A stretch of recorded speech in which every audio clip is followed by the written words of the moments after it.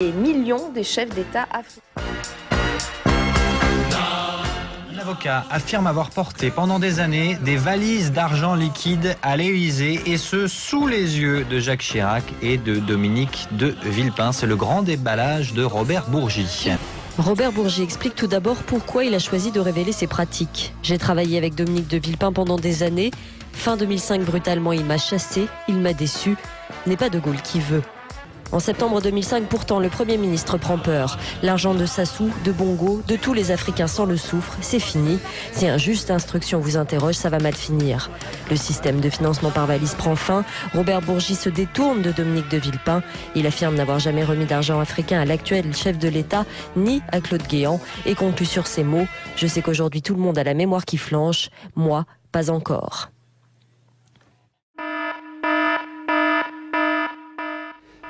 Tout d'abord, il faut que Nicolas Sarkozy rende l'argent qu'il a accepté de la Libye pour financer sa campagne électorale.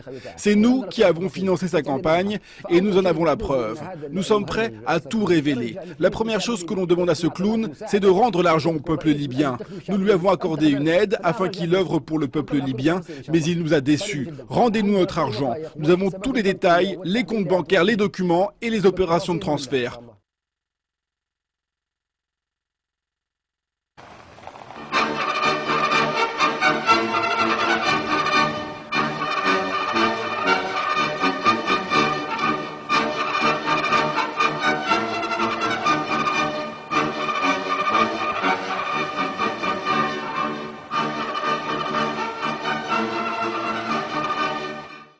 J'ajoute que tous ceux qui ont fait l'expérience de renoncer à la défense des droits de l'homme au bénéfice de contrats n'ont pas eu les contrats et ont perdu sur le terrain des valeurs. Et puis, je ne résiste pas à l'envie de vous montrer le début de la conférence de presse tenue par le président français Nicolas Sarkozy à l'issue de ce sommet. Il sortait d'un entretien avec son collègue russe Vladimir Poutine et apparemment, il n'avait pas bu que de l'eau. Mesdames et messieurs, je vous demande de bien vouloir excuser mon retard, qui est dû à la longueur du dialogue que je viens d'avoir avec M. Poutine. Qu'est-ce que vous préférez, que je réponde aux questions? Alors, nous avons évoqué tous les sujets,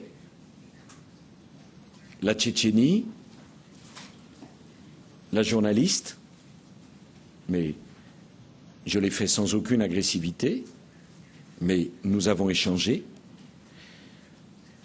J'ai trouvé un homme ouvert au dialogue, acceptant la discussion sur ces sujets complexes.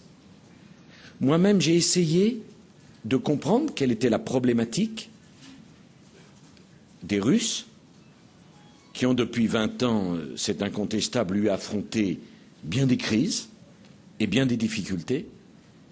J'ai dit au président Poutine que